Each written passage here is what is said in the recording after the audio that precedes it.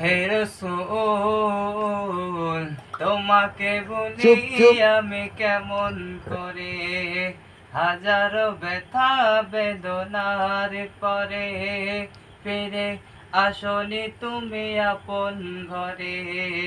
হাজারো ব্যথা বেদনার পরে ফিরে আসনি তুমি আপন ঘরে।